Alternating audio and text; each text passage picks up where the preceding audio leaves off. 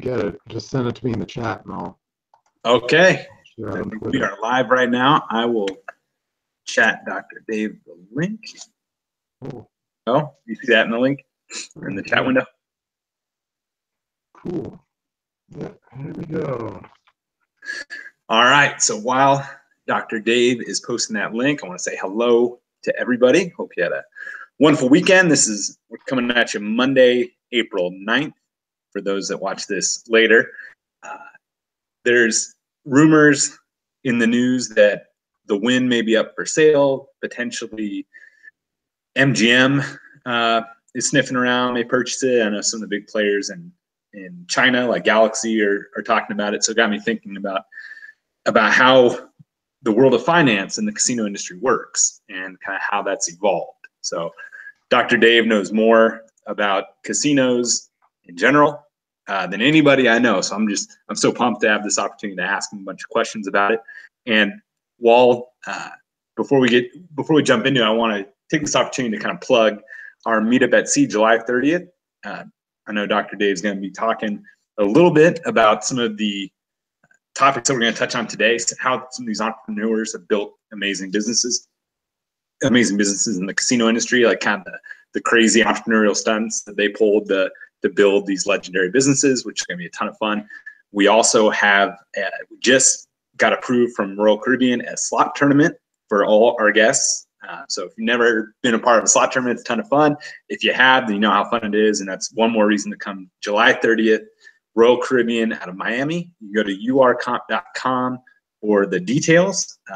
If you are a comp level player, that if you're already getting comped cruises with other cruise lines, then you'll be comped on this. If you are a normal casino player that maybe isn't quite at the level to get a fully comp cruise, because a cruise is more expensive than a hotel room. Sometimes that threshold that our partners look for is a little bit higher, but even then you're going to get an amazing discount. So it's a great opportunity to meet a lot of really cool people and also learn a lot and hopefully win some money in the slot tournament and casino and get a tan in the Bahamas. You excited about it, Dr. Dave? I'm so excited. This is just such a great opportunity. Adding the slot tournament just makes it that much better. And I'm really excited with the chance to meet some cool people and talk about something I'm passionate about, which is casino history. So I think it's going to be a lot of fun. And also, it's not just we're talking about stuff from a textbook. It's going to be applicable to your career and your leadership. So I think it'll be a lot of fun.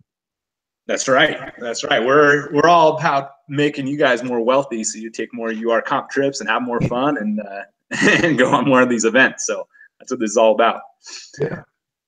All right, cool. Well, so like I kind of alluded to at the beginning, I want to talk to you about the history of casino finance, because actually one of your talks I know is going to be touching on Bugsy Siegel, kind of a legendary guy that a lot of people give credit to really bringing in the newer age, the Rat Pack age of Las Vegas.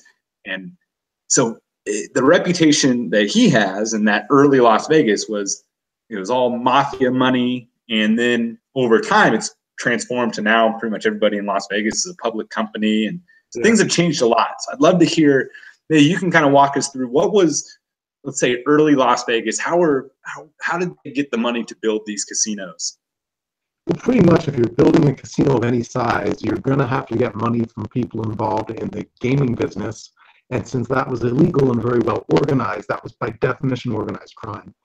If you've got a small place, maybe you can get money from your friends and stuff like that and other investors. But once you start to get to a certain size, you need to get more money, and no bank is going to lend you that money. No mainstream lender is going to lend you that money. Pretty much the only people who will get involved with the gaming business at that point are the people who are already in it, which is the mob.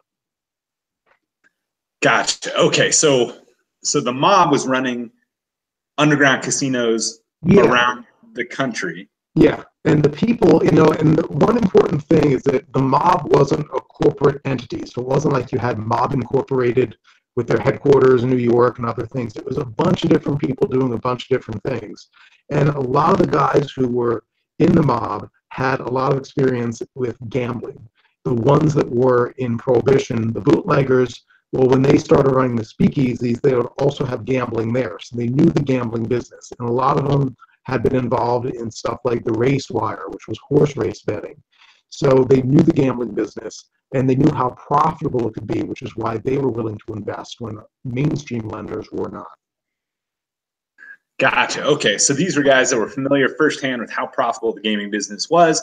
And then when the opportunity presented itself to actually get into a market, Nevada, where the government actually sanctioned gambling, they jumped at it.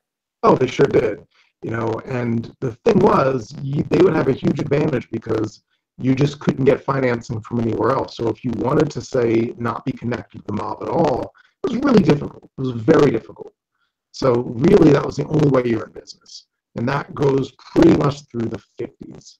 Now in the 50s, you have some mainstream investment start, and Harry Thomas was probably the first person to really open that up.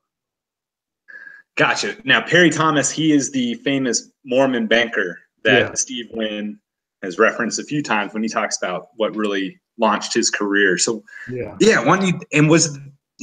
talk about what kind of went into that transition from, because maybe there was, I don't know if there was some FBI investigations or some other things that were taking place that were kind of scaring mob money out, while at the same time maybe legitimate businesses started to realize how lucrative it could be. So what kind of was going on at that time when it was transitioning from 100% mafia money to more legitimate places? There was a couple of factors. The first was that the federal government was starting to crack down on this, and the state of Nevada started to take the regulation and licensing a little bit more seriously. So originally, they didn't care where your money came from as long as the name on the license was an actual person. They didn't really want to look at what their source of funds was. This changes, and they start to want to look into that kind of thing because they don't want people connected to the mob. The other thing that changes is a lot of those bootleggers are now getting into their 50s and 60s and 70s, and they're retiring or dying off. And so that you lose that connection there. And the third thing is the casinos themselves in Vegas started to get a lot bigger. After they start adding conventions and convention space in the late 50s and the early 60s, you can now make it not a 400-room hotel, but a 1,000-room hotel and fill it during the week. A 1,000-room hotel is a lot more expensive than a 400-room hotel. And you can see this in the architectural history, where the buildings go from being pretty much 1-story, 2-story, 3-story to being high rises. And that's going to take a lot more money. And what was the first casino in Las Vegas to really make that step and go from just a small kind of weekend joint that's focusing 100% on casino gaming to getting big? We look at places like the Stardust, which is right behind me there. That had 800 rooms on it open, which was huge by those standards. It wasn't a luxury place. It was, I say that was the first mass market Vegas casino, because it really was, hey, how are we going to fill 800 rooms after Royal Nevada goes out of business? They buy that. They should fill 1,000 rooms. How are they going to do that? So that really was the first one to embrace just lots of rooms. Then, of course, the International in '69 opens with 1,500 rooms, and they really don't look back after that. By the '80s, pretty much all the big casinos are going to be about 3,000 rooms. Gotcha. Okay, and just for perspective, where was the International? Like what the International later became the Hilton, and today it is the Westgate. After a couple of years at the LVH, so now it's the Westgate. So that's on Paradise there. And, when that opened in 1969, it really was a big deal. It was the biggest hotel casino in the world, maybe the biggest hotel in the world, and certainly the biggest construction project in Vegas yet. Wow. Okay. So you just went over a lot of different things that were going on, market dynamics, driving an ROI of a bigger hotel, the government saying we don't want these shady characters involved anymore in gaming. And then real money people started seeing it's a pretty safe way to find a safe project to finance when you consider how much money is getting thrown in the casino. So you touched on Perry Thomas. So he was kind of the first, would you say he was like the first banker to really throw money behind Las Vegas? Yeah, so he starts lending money to Del Webb, which was partially owned by the Del Webb Corporation. So it's pretty safe. expanded to loan money to other casinos in town too. And really, it was about broadening the financial strength of his bank, which he said this is actually a good business, and if they're well-run places, he can, he thought he could make money, and I think he was right. That's awesome. And then a funny side note, or maybe not funny, it's just interesting that his son, Perry Thompson's son, ended up being a longtime partner with Steve Wynn, right? Yeah, and Steve Wynn has been really forthcoming. Basically, I talked to him after Perry Thomas passed away, and he pretty much said, like, if there's no Perry Thomas, I'd probably leave Vegas after a year or two and, go back east. So that, I think that really Perry Thomas is probably the most influential person in Las Vegas, modern Las Vegas history, because without him, the city looks totally different. And one of the big things that he was behind was the corporate gaming acts. The corporate gaming act. So what was that? So those were in 67 and 69. Now, originally, thanks to all the regulation, anybody who had any kind of share in a casino had to be licensed. So even if you only own $100 worth of the Riviera, you would have to be investigated and get licensed. Because of that, you couldn't have a publicly traded company own a casino, because if your stock is traded over the counter, there's no way to investigate who owns it. Anybody can buy it. So you couldn't do that. Now, some people like that. The people up north, the Reno casinos, like that because they didn't want the competition. Perry Thomas thought that it was holding the state back and holding the casinos back. So he was really the one who got the idea out there. They have to change the law to allow publicly traded companies to build casinos. So they did that. And one of the first ones that opens up under this was the International, which was Kirk Kerkorian. Gotcha. And Kirk Kerkorian, who obviously went on to build MGM. Okay, so he had his International Leisure Company. That was what did it. And, he runs into some trouble with financial reverses. And then in 1971-72, he sells to Hilton, which is how Hilton gets into Nevada gaming. Fascinating. Okay. And then, so how does, when did Howard Hughes come into this? Where did he fit in? This is interesting. So Hughes shows up in Thanksgiving weekend, 1966. He kind of shows up, wants to go to the Desert Inn to get away from Boston because he felt the reporters there were hounding him too much, and basically checks into the Desert Inn and refuses to leave. He was so wealthy that after a couple of weeks, he just bought the Desert Inn so he wouldn't have to leave. He then started buying up a lot of other casinos. Now, why did he do this? He'd gotten a lot of money after selling the stock in TWA, and he needed to convert that from passive to active income. Or maybe I've got that mixed up. But basically, casinos were a way to shield his money from taxation, so that's why he did it. He bought a bunch of casinos in Las Vegas. Wow, okay. And then how long was he an owner in these Las Vegas casinos before he got out? Because he had a relatively short stint, right? Well, he was only in Vegas for 4 years. After that, they take him down the fire escape in the stretcher, and they put him on a plane, and he flies out to, I believe it was the Bahamas first, and eventually he shows up in London. And for the people who say he was totally demented and had the long hair and everything, when he was in London, he was actually seen in public, and he flew a plane. He physically flew a plane, so he still obviously had his faculties then. He then ends up in Mexico, and he passes away en route from Mexico back to the United States in 1976. So his company, another important thing about Hughes is that Hughes's casinos were not publicly traded. He was the only owner. So his company, the Howard Hughes Company, continued to own them. Eventually, they get out of the casino business, and they end up selling all their casinos. And it's really interesting that out of all the casinos he owned in Vegas, none of them are still around. They're all gone. Wow, that is super interesting. Yeah. So, okay, so we've got a couple kind of big landmarks we covered. So there's the Mafia, then Perry Thomas, then Howard Hughes came in, where he was a sole owner, but he brought some legitimacy in. What Hughes did is Hughes legitimized the industry. He was, and of course we know him now because the mason jar is filled with urine and all that, and go with, I mean, who doesn't do that though, right? Kleenex boxes in his feet and that stuff. But at the time, this was the guy who in the 20s and 30s set all these air speed records. This was this great industrialist, huge tool company, military contractor, one of the wealthiest men in the world, Hollywood producer, just really one of the richest and most famous people in the whole world. Somebody who could, if he sent you to visit the president of the United States, they would take your call. They would see you if you were Howard Hughes's guy. So, this is like the titan of industry in the United States. So it was a huge deal having him own the casinos here. He almost sounds like a Richard Branson of the day, just like a most interesting man in the world.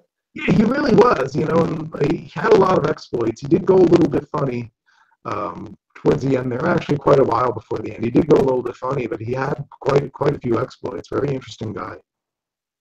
Awesome. Okay, well, maybe we can circle back, because that is kind of timely with Richard Branson being the latest person to enter the Vegas market.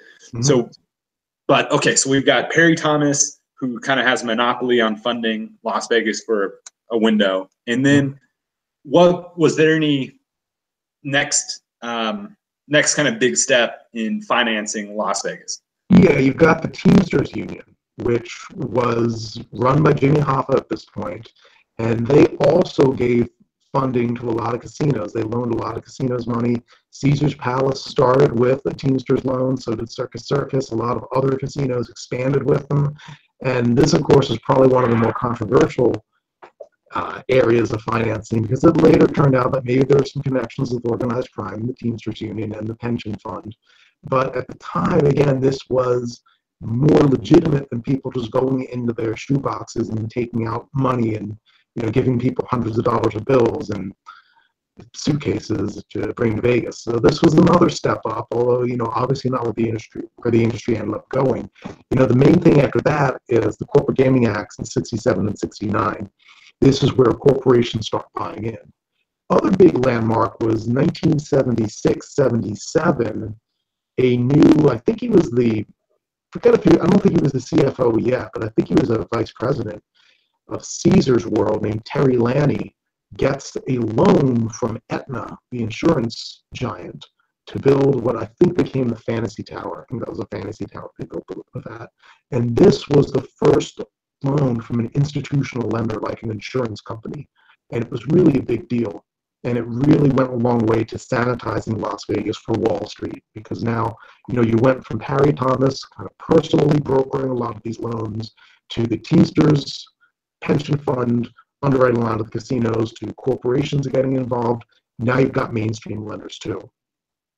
Wow. Okay, that's super interesting. So Aetna, you're saying, was the first institutional lender to jump in. Yeah. Okay. And after that, a lot of them did that. And, if you look at the owners who owns casino stocks today, it'll be like Vanguard, Growth Fund C, and that kind of stuff. So there are some big institutional investors these days. Got it. Okay. And, I'm going to mute you real quick and unmute you, because it's coming around a little, a little grainy, the audio anyway. Let's see, did that work? I'm like the worst person in the world to be handling technical difficulties, but let's see if that. I muted you, and now I'm going to unmute you.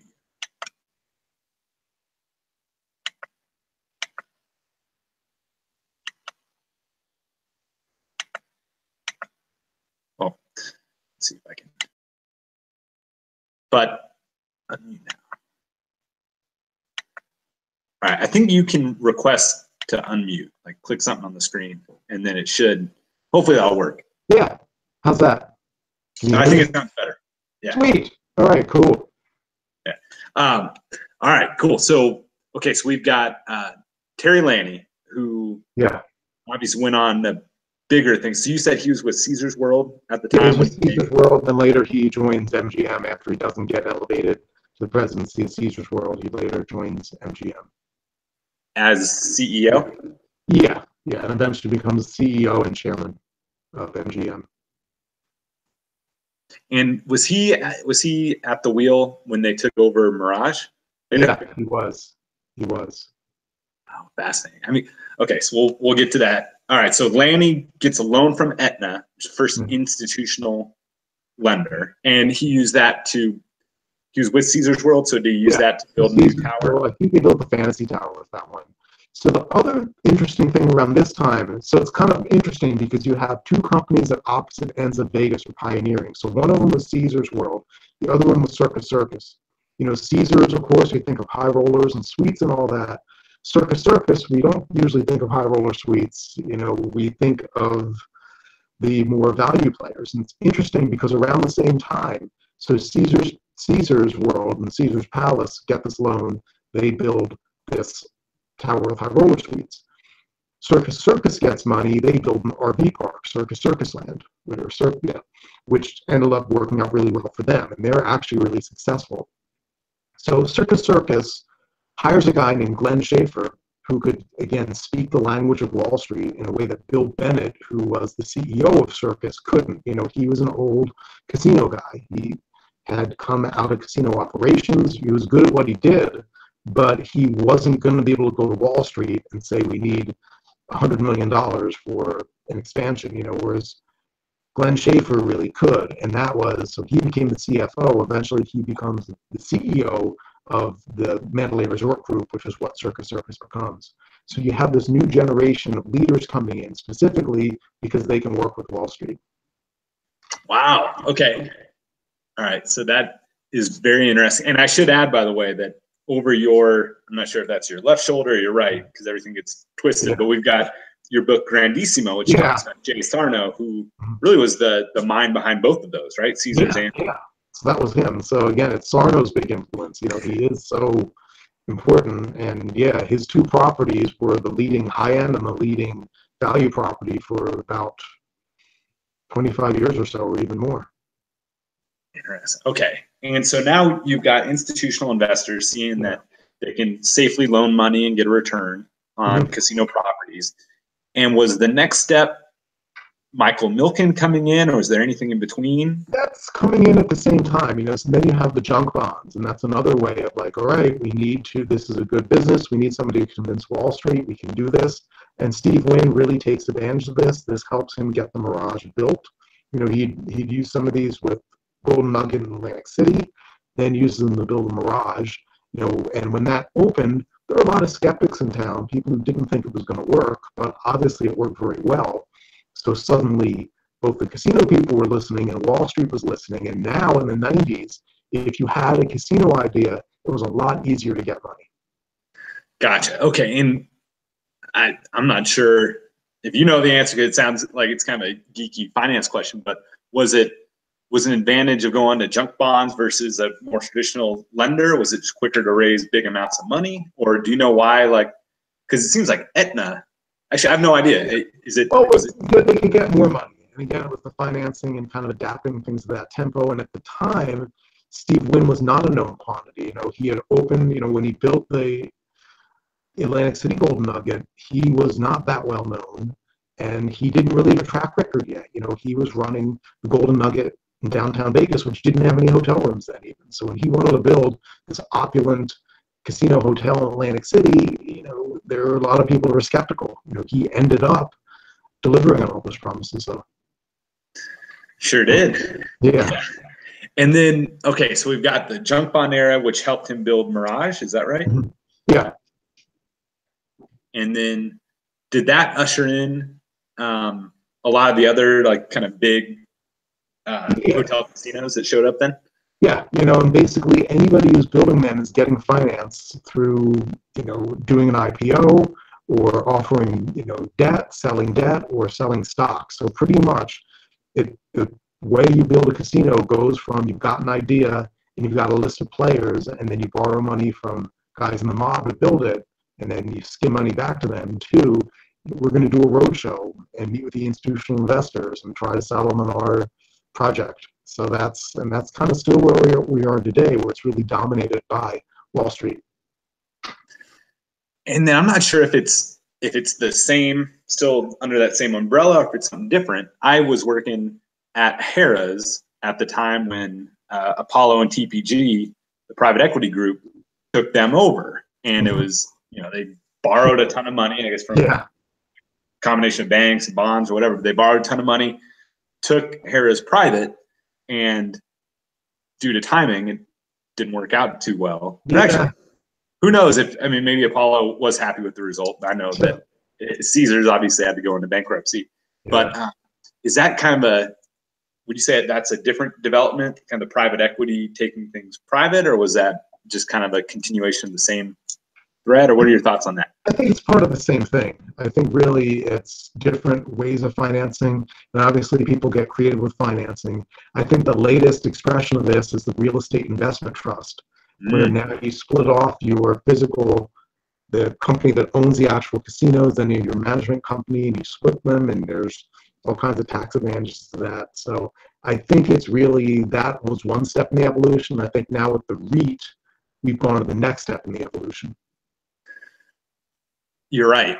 That is super interesting, because that is, with Caesars getting out of bankruptcy, that's a big part of that, was forming at least two companies, right? Is it just two? Just a REIT and the, okay. And then I guess last topic is, we touched on Howard Hughes and how he's kind of like Richard Branson, like the most interesting guy in the world. And so Branson or his Virgin Group just was involved in purchasing the Hard Rock Las Vegas. It's going to be rebranded Virgin Las Vegas. And I saw it in one of the articles, I think it was in the Las Vegas Review-Journal or somewhere, where they said that not only is it's cool that's a new purchase, but it's also like a new financing structure. And I don't know if you know anything about that, or if it's really, they're just kind of saying that when really it's just a REIT and a management company, or what do you know about that deal? Well, we do have the one union is involved with it, so we're kind of going back full circle again, back from the Teamster days and their fund. You've got another fund that's involved in purchasing this, and you have another management company that's managing their money for them. So I think that's what it is, because you have a consortium of different investment groups. Obviously, Sir Richard is in there too, and then you've got all that in the mix. So maybe that's the next step, where it's not necessarily a publicly traded company, but it's a consortium of private money that's building these places or buying them. Very cool. Well, Dr. Dave, this was super interesting, as always. Anything else we forgot to touch on that's relevant to the finance space? I just want to say again that I'm really pumped about July 30th, and that's just going to be so cool. I just can't wait. I can't wait either. I've got a 2-week-old at home, and I'm like, I just want to get on that ship and get a little bit of sleep. Actually, I'm going to be partying with you. This is going to be fun. That's a chance. Awesome. Well, cool. Yeah, July 30th. Everybody's interested in the meetup at sea, go to urcomp.com. It'll be under my offers, but if you sign up, you're going to see everything about it. For high level or mid to high level players, it will be comped if you've got offers that are comp from other comp cruise lines. If even if you just have land-based offers, we should be able to get you a really nice discount. So sign up today, and hopefully we see you all on July 30th. So they don't have to already be in your database then. If they just have it, they just send you an offer that they got from another casino, and you can match that. Yeah. So if you sign up on URComp, the kind of a step in the sign-up process is, we ask you where you play, and ask a couple quick questions, and then you'll get an email, and you just reply to that with pictures of your current offers. So you can sign up for URComp in like really less than 5 minutes, and then once you upload your offer, we've got a team that verifies the offers, and then once that's checked out, you're a qualified player, and then you'll see not only July 30th, but you see lots of other offers that we've got with partners all over. So let's say somebody's just curious. When they sign up, are they obligated to do anything? Do they have to buy something or go on a cruise? How's it work? No, it's totally free to sign up, and we've got a lot of people that hopefully someday take a trip, but so far haven't. I mean, they sign up. We send them an email every week that's just, hey, here's your latest offers that you qualify for, and then whenever they want to book, we've got a super friendly, amazing team that's there to help them and get them comp somewhere new. Sounds great. Yeah, thank you. Yeah, you've obviously got to avoid some of that because you're the talent that's helping to help build the event. So. It'll be fun. Oh, it's gonna be a blast. So yeah, hopefully this will be the first of many. And that's actually another selling point. If you guys this is going to be the first of many. So you can be there when you're like, man, I was at the first UR Comp event. Yeah. So hopefully hopefully I see a lot of you guys there, and I know I'll be seeing you, Dr. Dave. And For sure. before July 30th, we're going to do this again next Monday. So. Oh, absolutely. Yep.